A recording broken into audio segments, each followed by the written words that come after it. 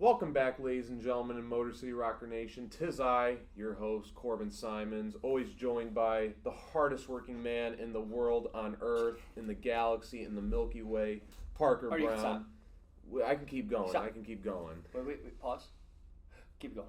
In the galaxy, I don't know how much further out I can get there. Every atom doesn't work as hard as I do. I like that.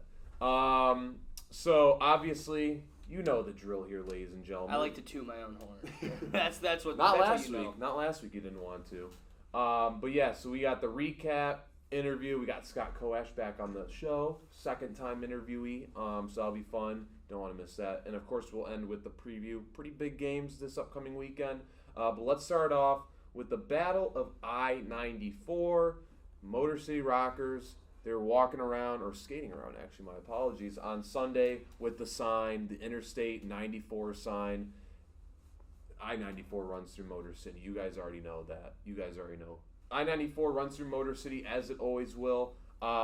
Friday, let's start there. 4-2 loss. A little bit of a choke game. You know, I hate to word it like that, but is what it is. A strong 2-0 lead to end the first period, and then Port Huron said, go screw yourself. We're going to take this from you guys.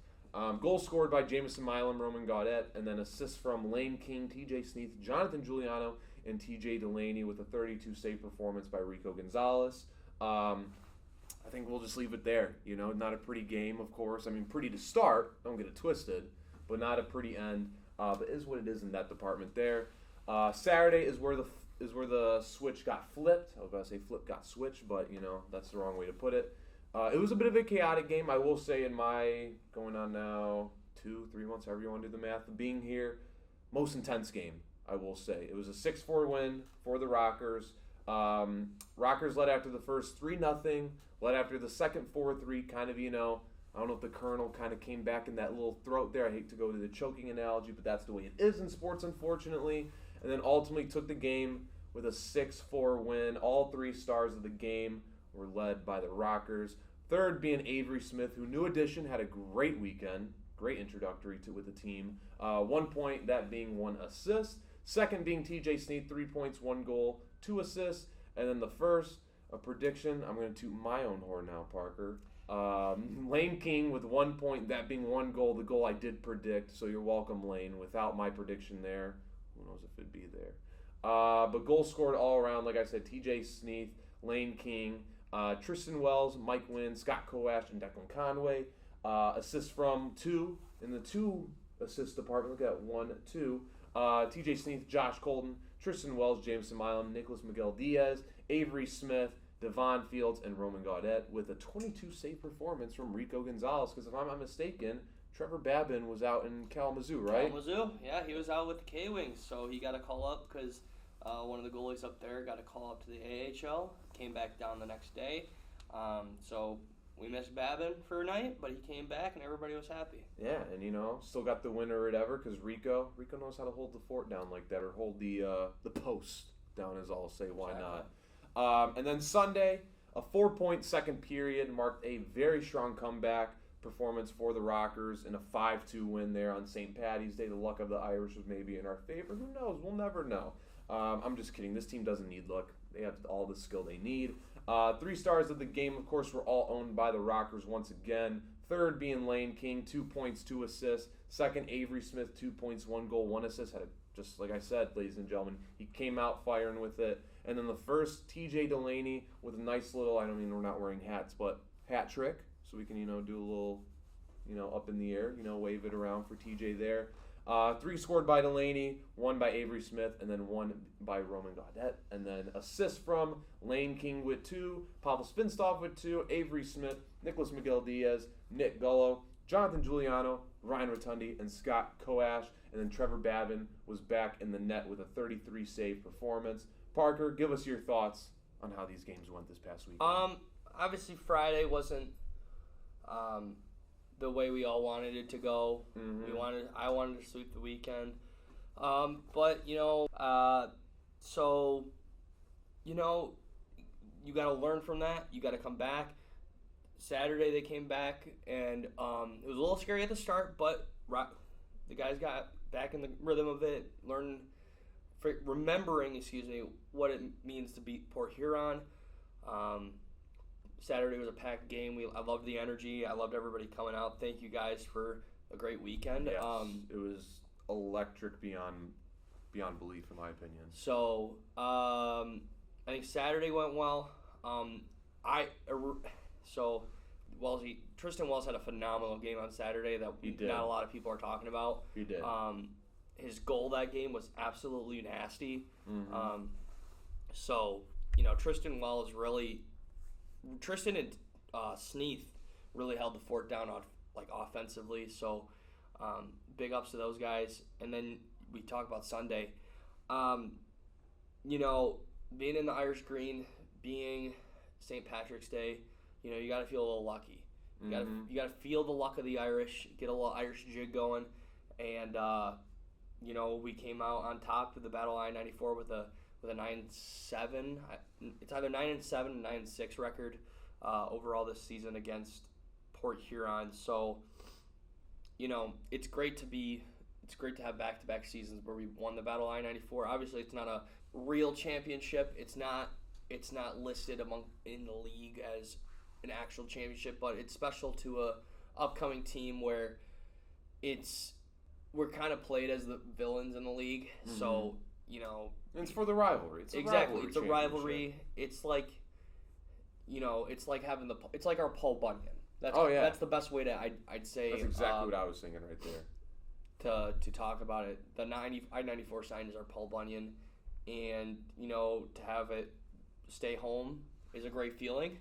But looking forward, we gotta really focus on this playoff push. We gotta focus on these next couple of weeks, and I think it'll be huge for these guys. And we'll talk about it in the preview. But these are tough weeks coming up. And being able to start getting a little hot, scoring a lot of goals, especially these last two games. I think these guys are ready to really set their feet. Obviously, Columbus is a great team, but I think our team's pretty good too. So being able to get ready for getting that momentum after this week, I think was really what we needed. Oh yeah, because obviously we got 4 straight, 3 this weekend against Columbus, and then right after that, in I guess a week and a half technically from when we're recording this, when you guys are listening, it'll be an exact week. Columbus will be coming back for 1 game, and then obviously Binghamton. And then Binghamton, yeah, it's just a 2-game series that weekend. And speaking of a playoff push, obviously we're still pushing, but we're in. We clinched. So shout out to that. We're in the playoffs. A nasty graphic by yours truly, I'm just saying. It was a lovely one, ladies. Like I said, hardest working man right there. So after 49 games played, Motor City Rockers are 1 game over 500 with a record of 25-24. 13 points behind Binghamton. I think Binghamton has 4 games on hand, though. And then 10 points ahead of Danbury, who also clinched, too, because obviously last weekend, if you listened to the episode, first off, thank you and welcome back. Columbus, Carolina, and Binghamton are the only teams to have clinched. So now Motor City and Danbury are joining the fun. They're going to join the madness that is the playoffs. And overall, obviously we'll talk about more in the preview here in a brief second after the interview with Scott Coash. You do not want to miss that. But it's going to be very interesting. It's going to be interesting to see how the season ends or whatever, because it's a whole lot. I'm going to go back to that analogy. It's a whole lot of meat. It's a lot of that big protein right there on that burger and whatnot. And I'm excited to see how it all ends. And, of course, see where the Motor City Rockers inevitably end in terms of the standings. But coming up, ladies and gentlemen, I will be sitting down with Scott Coash in the interview portion. So you guys do not want to miss that. Stay tuned. All right, ladies and gentlemen in Rocker Nation, I am joined by now. I'm going to give you the label friend of the show because it's your second time. Scott Coash. It's my second time. Second time on, but first time where they'll see your lovely self now. We won't have any difficulties with the cameras, hopefully, this time. You never know with these. It's technology, ladies and gentlemen. So welcome back. Thank you for coming on, like always. Absolutely. Now let's get down to the controversial topics here. Pineapple on pizza. If obviously I mentioned earlier in the episode, there is something out on the Instagram sphere. Is it on TikTok as well, too, or not yet? Yes. So overall, there's a video. Like I said, pineapple on pizza is being slandered. Scott took a lot of that airtime in the video. I'm happy it kind of all fell on the perfect day. So I'll let you take the floor. The floor's yours. Explain your stance on I it. mean, I didn't try to take the airtime. Giuliano and I just kind of bonded over the topic. Me on that topic, I mean, it's out there. I think it's a little weird in my opinion. I mean, pineapple, it's a fruit. I mean, I ate it when I was a kid, just plain old by itself. But putting it on a pizza, it's like a little skeptical to me. But some people love it, so I mean, to those people, good for you. For me, I'm just a classic pepperoni guy. I mean, with my Parmesan allergy, like all those nice fancy Italian pizza places I can't have. But like I mentioned in the what is it, the feed on Instagram, I'm a big Jack's Pizza guy. It's the one thing I cannot screw up with the nice little instructions on it. So just classic pepperoni for me. I mean, pineapple's good without being on the pizza. So I'll split this into two questions. First off, have you ever had Hawaiian? Well, let's start there. Have you ever had Hawaiian pizza? Nope. No? Nope. Just kind of, you just stay away from it because of the pineapple aspect. Just looking at it kind of scared me a little bit. And obviously you're from Illinois. Have you ever seen pineapple on Chicago-style pizza? Me personally, no. I'm sure someone that I know has, but me personally have not. So, yeah, definitely have not seen pineapple on a Chicago style. And I don't know necessarily how that would feel because obviously when we had you on last time, I kind of spoke downly on Chicago style, unfortunately. Yeah. It's not my flavor, I guess, but I don't know. Pineapple talk, I'm a big, I will die in that hill, of course. So I just had to start off with that, of course. Yeah, you're good. So let's get into the fun of things, though. Big weekend this past weekend up against Port Huron. Took the crown at Battle of I-94. How did it feel to kind of clinch that this season? Good, actually. Whatever, I don't know what the record was this year, but definitely went better than last year. Obviously, last year was the first year for us being obviously a team and kind of starting that rivalry out last year to keep that I-94, I guess you can call it, sign that we got. Was pretty good. So once we got to that lead and we had a little time left in the third, we were like, all right, cool. Like we can stop talking about it. Go back to just focusing on winning hockey games. We're gonna have a tough schedule for the rest of the year. So we're looking forward to playing Columbus on the road this weekend in their barn. They're a tough team in general. So getting the 2 wins out of 3 this weekend definitely helped kind of push our focus towards them. So, yeah, it was a good weekend. Obviously, a lot of guys contributed this weekend that you probably wouldn't see. I mean, we got Avery Smith, who just came from college, that's contributing a lot already. So, just having guys, fill in those roles is good. So it was a good weekend. And obviously, you had mentioned kind of, a little bit of a heftier schedule for the remainder of the season. And Parker and I have talked about it over the past, 3 or so weeks now, just leading up to it. Of course, now you guys officially have clinched a playoff spot as well, too. I did want to mention that. So obviously, congratulations to that. Does it kind of feel good that you guys have clinched it now, knowing that you're going up against a team like Columbus, who, although you got to win against, it was kind of, a little more of a heftier battle the first time you guys met? Yeah, obviously it's good to clinch a playoff spot, but just because we clinch doesn't mean we can let our foot off the gas. Obviously, we want to go in and try to win as many games as we have left. I think we got 8 games left, so we're trying to win all 8 of those. But it's going to be a tough task, which is going to help us go towards that playoff berth that we have. So I think it's going to be a great test for all of us. Obviously, being on the road, and then we're back home, obviously, for the rest of the year. And now give us kind of a sneak peek into the locker room, the way the team kind of, thinks in terms of heading into these games. We've seen in the past, usually the Friday game, there might be a little bit of rust, but I feel like over the past month or so, at least in my time being around the team, you guys just go in straight fired, get it done against necessarily whoever. Going into this series against Columbus, obviously in their home, first time this season you guys will be there. First time, correct? Yeah. Yes, first time you guys will be there. Obviously, like I said, the first time, about a month or so, series was 1-2 over that weekend. So what's kind of the mantra right now heading into this for the whole team? Obviously, I mean, we got a short week, so, I mean, we leave Thursday. We're probably, we're trying to just get dialed for practice. We only have those 2 days, so today we just had practice. Tomorrow we'll probably practice Thursday morning before we leave, but we're just kind of get dialed in, work on our systems, kind of figure out how they play their systems and kind of try to, find ways to, stop their offensive game. They're very strong offensively. Mm-hmm. So we're going to try to hopefully, find some ways to kind of shut them down offensively. So. Mm-hmm. And you had obviously alluded to a moment ago, Avery Smith came from Indiana Tech recently. Has already had a huge contribution this past weekend in his first couple games with the Rockers. And obviously one player that I have spoken highly of ever since Dave came, Lane King, he's been kind of ground running as well. How does it make you feel personally seeing newcomers come in and immediately like that? And obviously we can go through many other people on the team from this season that have joined and already had an immediate impact.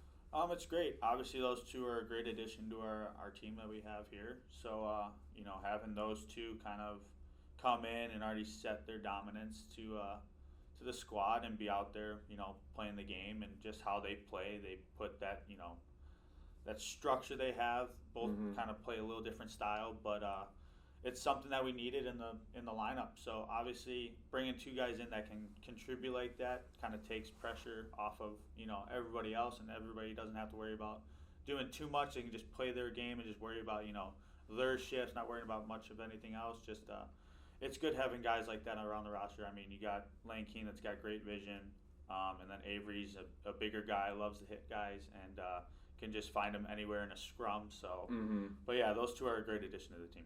And obviously, it's worked out pretty well so far, and I'm assuming that it will continue from there on out. But is there ever, really a sense of worry, especially this late into the season, with getting some newcomers thinking, it will mesh, but maybe not 100% fully?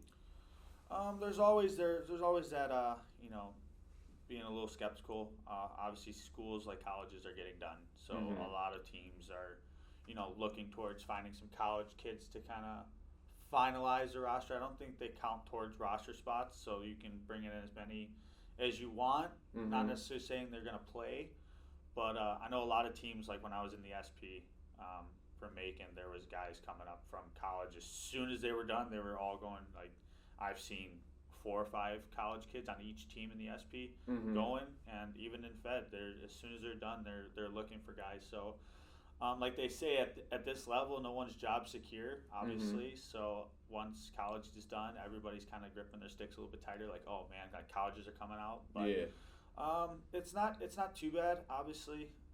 But now that there's that air that colleges are done, a lot of guys kind of get a little nervous. But our team, Avery's our only college kid right now, so we're fine here.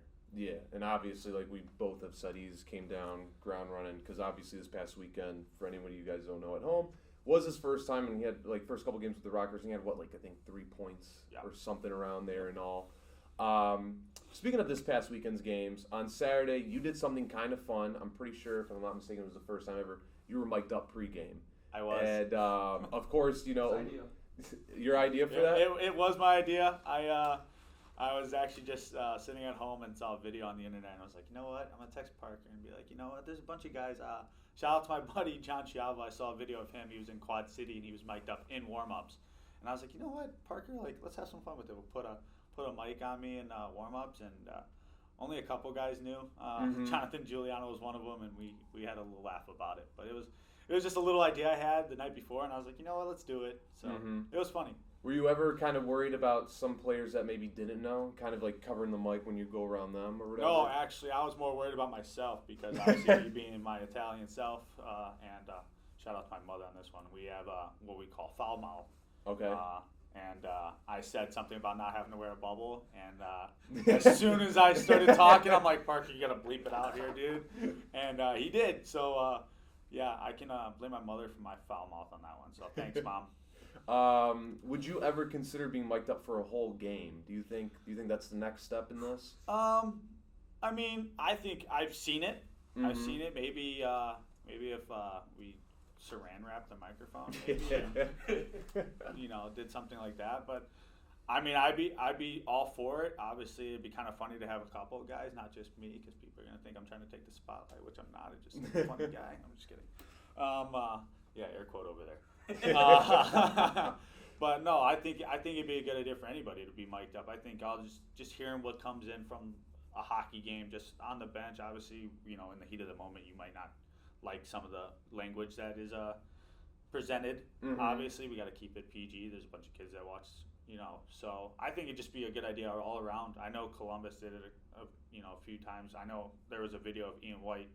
He was mic'd up when he was in Columbus, so I just like, that's so cool. Just to be like, you get the behind the scenes kind of in depth in the game. You just hear, chatter. Someone can be talking that you're friends with on the ice on the other team, and it's just like, I got the mic on, like. Yeah. So I was kind of funny because I was talking to the linesmen, and they were just bonding, and I was like kind of creeping over, trying to see what they were going to say on the mic, and it was just funny. So obviously you had mentioned your mother. She and your father were in attendance this past weekend as well, correct? Yeah, they've been in attendance probably every waking moment they probably could be. Yeah. With me just playing, I have a little brother that used to play, so once he quit, they've been all over the place. They even drove all the way to Macon. When I was really? in Macon, like they can. Yeah. They both work. Like they got their own jobs. So it's nice to see them out here, and obviously seeing my parents in the stands always makes me want to play better and support them. Mm-hmm. But I do have a family member that is not in attendance a lot. Actually, I got two of them. Okay. So I have my fiance that lives in Georgia that I wish can be here a little bit more. When I played at Macon, it was a little bit different, but she's another important part of me where I am now. She kind of handles all the important decisions. When I have, at the start of the year, I didn't know where I wanted to play. Yeah. And she said, well, why don't you stick with the guys that you trust, your family with. So having my parents, having my fiance, and my little stepson are big contributors to where I am today. So I give a shout out to all of them. So. No, yeah. And I just had to bring that up because, walking around, I had seen them, because they were decked out in the Coash gear, obviously, and whatnot. My fiance's got the purple jersey. Yes. That's hiding. And it's always, in my opinion, it's always neat too, especially at this level, because obviously you live out of state or from Illinois and a couple others, so we kind of see the family dynamic come in. It's always a nice little pleasant scene to see there. One thing about your game this season is that it has been downright stupendous. 48 points, 25 goals, 23 assists. I can keep going on and on and on. You average I'm not a mathematician. What's that, like a 1.5? 1.2. 1.2 to be exact. Parker's the math guy, ladies and gentlemen, not me. Numbers are not my thing either. What has been one aspect of your game from this season, or just in general, that you kind of pride yourself on? That you've kind of looked at and been like, yeah, like that's me right there. That's Scott Coash. Well, ever since I was a kid, I was always in my basement growing up shooting pucks. So I found myself as in my opinion, I was a shooter. Mm-hmm. Obviously, I've been trying to work around, the past few years. Obviously, being a pro hockey player, you want to work on the defensive side. So I've been working on that a little bit more. Still have a long way to go. Mm-hmm. But I honestly wouldn't have any of those points if it weren't for my teammates. The past 2 seasons. So everybody I've played with has contributed. And I wouldn't have any of these points if it weren't for those guys. But, I pride myself on shooting the puck. I think that's what my strongest attribute is. But obviously me being a shorter guy, I don't have much of the leg room as like a TJ Delaney or Tristan Wells or those guys that are like skyscrapers. So gotta work on what I have, and that's my shot. I would like to say my passing's okay, definitely can be worked on.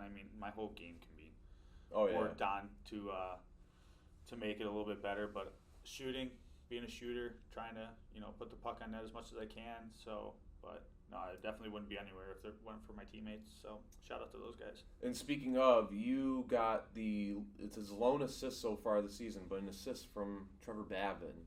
How's that? That was pretty cool. Obviously, Babs isn't gonna like this, but a lot of people think him and I look alike, which is the funniest thing ever. I say we're twins,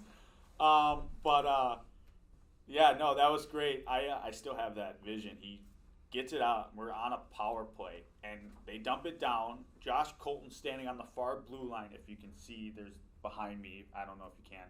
Far blue line. Babs throws an amazing sauce pass, lands right on Josh's stick. I'm in a line change, and I'm like, great. I don't know who we were playing. Was it? Oh, it's Port Huron. Okay. And they all changed. So it's Josh and I on a 2-on-1. And Josh throws a beautiful pass, lands on my stick. I look up and I'm like at the hash mark and I'm like, oh no, like I'm way too close. I got lucky, made a move, and scored, but that would have never happened if Babs didn't have the great vision that he does as a goalie. Yeah. To see Josh standing there by himself to make a great pass. Both of them had a great pass. So shout out to those guys. I actually did absolutely nothing until I got the puck. So they did all the work. I just somehow found a way to get off the bench, and everybody else decided to change. So it was kind of fun. Yeah. Is that the first time you've ever gotten a goal assisted by a goalie? That I can remember, yeah. Okay. And it's so funny that it's my twin. So he doesn't believe that. He doesn't. No, he actually hates it. It's so funny. That's why I'm saying it. So if he watches this, I'm actually going to laugh just to see his reaction. So He does. it's so funny. Even like when his grandparents come into town, his amazing family, whenever they come into town, it's awesome. Mm-hmm. Even his grandparents were like, hey, you guys kind of look alike. And I'm Oh, like, wow. here we go. Actually, our coach, Gordy Brown, his wife comes up and goes, you guys kind of look alike. I always get you and Babs confused. And I go, Babs, we look alike. And he gets so angry. And I'm just like, hey, man, just accept it. We look the same. But no, we don't look that similar. But maybe if we had longer hair. I can see it, yeah. Yeah, I can I'll have to definitely show you see guys it. a picture of us when we had long hair last year. It was hilarious. So one thing that I kind of want to, from this past weekend of games, kind of get to and see like how you feel about it, or whenever you're put in those type of situations. Of course, Friday's game, Port Huron took. You guys are off to a 2-0 lead, and of course they end up winning 4-2. And then Saturday, although you guys won it, strong start, and then they kind of came back a little bit. Do you kind of get a little bit flustered in the moments when a team starts kind of coming back and gains momentum? Like, put me in the mind of Scott Coash when you kind of get into that position. I mean, as for any of us in the locker room for that question, I mean, we found ourselves in situations where we need to learn how to, stay on top of, our leads and not just go into a locker room and just be like, oh, like, we're up. We can, kind of relax. We have to, kind of get that mentality where it's like, all right, we're up. Let's see how much more we can contribute. And I think it's kind of been an up and down. It's very, I would say, inconsistent with some of the games that we've had with going in with the lead. But I think that once we had those games last time with Port Huron, we kind of figured it out after Friday that we needed to work on making sure that we played with the lead and stayed with the lead. Oh, yeah. And obviously, like I said, you guys got the job done. And even, too, on Sunday, kind of a little comeback action in your own way, too, to get the win, of course. So 2 more questions, and then we'll get you out of here once again. Thank you for coming on, always being a gracious guest. Obviously, Sunday was St. Patty's Day. You guys had the green custom jerseys on. What's been your favorite custom jersey that the Rockers have had this season? Or even you can just go straight up, just a straight jersey. They're all good in their own ways. The last 2 kind of are a little 50-50 to me because my last name was spelled wrong. Oh, yeah, my last name was spelled wrong. So, I think the military one was kind of cool. The socks were a little too big, so a bunch of the guys were taping their socks like maniacs. But I think they're all cool. Obviously, last year we didn't have specialty jerseys for being a new team, but I think all of them are pretty cool in their own way. Yeah. So I would say probably the military one just to go off this first one of the year. So the military was pretty cool. And final question. Usually I'll ask whoever I'm interviewing, what's your favorite aspect of being a Motor City Rocker? But since this is your second time coming on, what's been your favorite aspect of this season so far? I'll tell you what wasn't my favorite aspect, losing my teeth. The teeth. So the bubble's not fun? No, it's not. As you saw in the mic'd up video, I couldn't breathe. But I mean, just being with the fellas is just it's always fun. Obviously, with most of the guys being so close, we're always hanging out with each other at the houses. So just the team, a bunch of these guys are awesome individuals. I mean, everybody on the team gets along with everybody. So I would say just the guys being around. Obviously, I know there's a bunch of guys that kind of have to travel to come to practice every day, and seeing those guys and hearing how they're doing and just being around with the guys in the locker room. Like, we'll all sit in there after practice and just chit chat, just to, kill time. But yeah, definitely having the guys around is awesome. Nice. And obviously, I'll say it once again. Thank you for coming on. It's been an absolutely lovely time. Stay tuned for Parker and I as we are going to preview this upcoming game against the Columbus River Dragons. Don't want to miss it. So that was the interview with friend of the show, Scott Coash. He has earned the right. I think, that's safe to say. If you're on here twice, you're friend of the show, even though we're all friends around here in Motor City World. But big games coming up, 3 games on March 22nd, 23rd, and 24th, all the way down there in Columbus, Georgia. So they got a big, road trip ahead of them there. I think, 16 hours or so. Parker will be in attendance for said road trip. So obviously next weekend we'll begin the full play-by-play from him and whatnot. But 3-game series against Columbus, the River Dragons to be exact. A 1-2 head-to-head record. The last time that both teams have went up against each other was here at Big Boy Arena right behind me.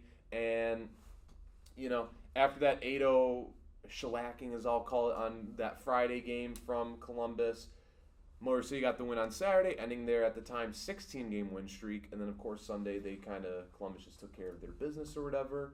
But overall, I think the most, basic... Hey, got a lot going on down there. I think the most basic thing to say, but at the end of the day, it's the most truthful. Just got to play hard. Just got to go into their arena and just say, hey, we're here, Obviously, Columbus is currently still the best team in the FPHL. Obviously, you can say many, many things about them as, and without a doubt, we'll give them their flowers or whatnot, their petunias, their roses, their daisies, their sunflowers, whatever you want to do. But Motor City has shown that they will not back down to anybody. Parker, what are your thoughts on this upcoming weekend? It's going to be tough. I mean, 16 hours alone just sitting on a bus. It's a tough travel. Yeah. But, it's part of the job. The best part is that we're going to get there on a Friday. We're going to have a morning skate. We're going to be able to get our feet back under ourselves. And I think it's going to be tough. I do. I honestly think that's going to be one of the toughest road trips we have all year. I mean, Binghamton's been tough, but I think personally, I think we walk away with a win this week. Like last time, Columbus will probably I don't think we're going to get shut out at all this week. I think this team now is better than the team we had a couple weeks ago. Oh, yeah. So, adding Avery Smith is a huge piece. Having Lane King now, like you talked about with Scotty,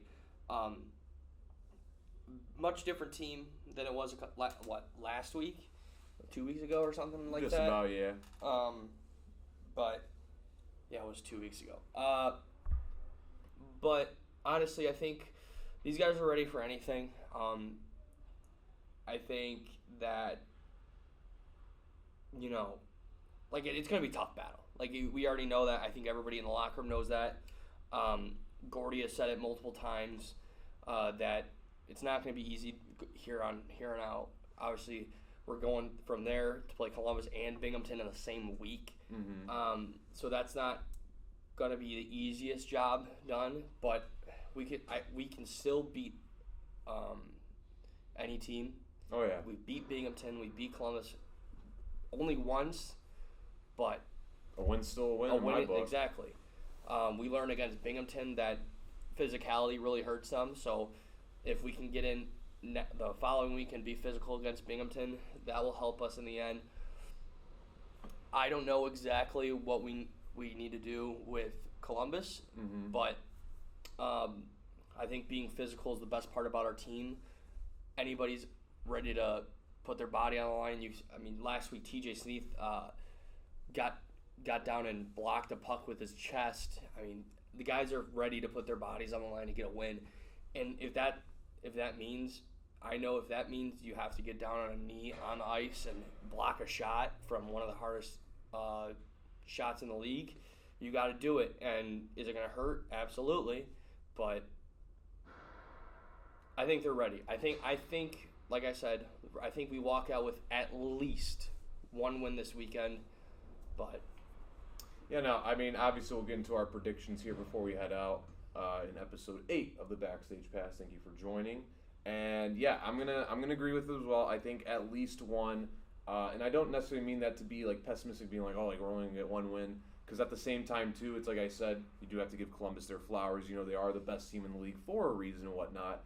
And you know, I wouldn't be shocked if, you know, come time where, you know, next week when we're recording this again, we're talking about, oh, like, you know, Rockers went 2-1 on the weekend or whatever. I just wouldn't be shocked by it because that's the type of team that, you know, they can be or necessarily. I will say respectfully, though, if I hear it's a sweep, I'm like, oh, wow, like they really went in there, you know, and, you know, definitely ate Columbus's lunch and whatnot. But, yeah, I'm going to go with my predictions, at least one win. I know last week we kind of went on a game-by-game basis with the predictions. This time I'm not feeling too confident necessarily where I feel like I got the magic 8 ball in that sense. But yeah, I'm going to say at least one win on the road in Columbus. And in terms of some players to look out for, I'm going to go last week. I got it right in terms of him scoring a goal. He's going against his former team. I think you know where I'm headed with this. Lane King. I'm not going to just say goal. I think he's going to have a big week in general. Big weekend, to be exact. My apologies. I think he's going to continue kind of this dominant stretch that he's been on and whatnot. Scott Coash, he was on the episode. Obviously, I got to try to keep, you know, that good juju there of, you know, people coming on, getting interviewed and whatnot. So I think JMO had a goal this week.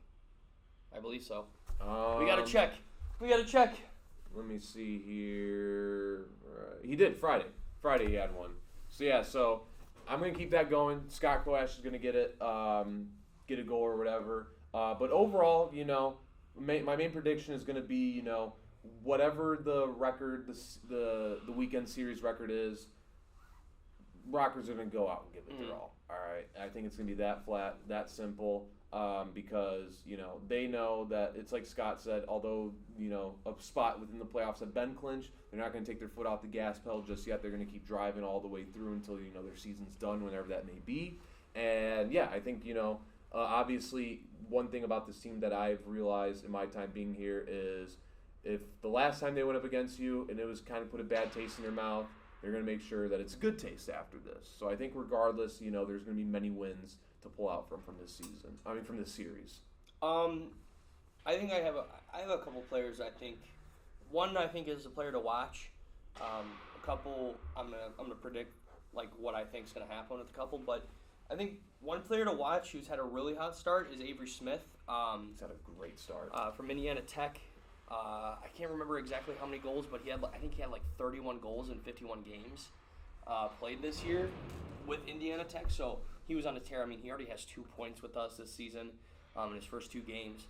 I think he's a guy to watch. He's physical, like Scott said. I think he is willing to do the dirty work, and I think it'll pay off for him this weekend. I think he's a player that I would really want to keep my eyes glued on. I think my actual predictions. I think Scott's gonna walk out with at least a point. I think, you know, I'm thinking JMO for some reason is gonna have 2 points in a game. Not sure. Maybe Sunday. Maybe JMO gets 2 points on Sunday, but I think defensively JMO is one of the most. I mean, him, Colton. I mean, our defensemen are great. I think him being a very good scoring defenseman is really helpful for this team. Him and Josh. So, you know, I'm ready. I'm just ready to get down there. I'm ready to, like, obviously I haven't been to Columbus yet. Neither of the guys this year. But I'm excited to get down there. Obviously, Scott Brand, our president, previously helped put together the Columbus River Dragons. So that's kind of a familiar place for him. And it's kind of a lot of the stuff that he's done here with the Rockers has been stuff similar that he's done with the River Dragons. So, you know, it might be a similar type organization, and I'm just kind of amped to get down there and maybe get a little bit of warmer weather. Oh yeah, no, because obviously, I mean, if you of course live in the Michigan area, especially Metro Detroit, like we do, it's cold. It's very cold. I mean, I know I'm wearing my Birkenstocks today. I can wear them all the time though. But yeah, no, I wouldn't mind some nice weather like that as well. Also, before we head out, a little tidbit. Hopefully he hears this. March 22nd, happy birthday, Tristan Wells. Any other birthdays on 23rd, 24th you can think of off the top of your head? If not, my apologies. Just come over and slap me in the face. But shout out Tristan Wells for Happy his upcoming birthday to you. Oh, yeah. I didn't want to blow smoke on my own butt. Yeah, thank you. Appreciate that. Well, I did it. So that's the episode, ladies and gentlemen. Episode number 8 of the Backstage Pass. We're almost at the double-digit mark. Would you look at that? Roman got in this week, or I'm just probably gonna edit this out, but he should be on. He told me. So stay tuned for that. If you're a big Roman fan, next Tuesday he will be on. Hopefully, we'll just see, of course. But yeah, thank you for tuning in, ladies and gentlemen. Or however you're listening, make sure 5 stars, thumbs up, subscribe, you name it. Just do it. It all goes a long way. Have a great weekend. Go Rockers, and be nice to each other. Peace.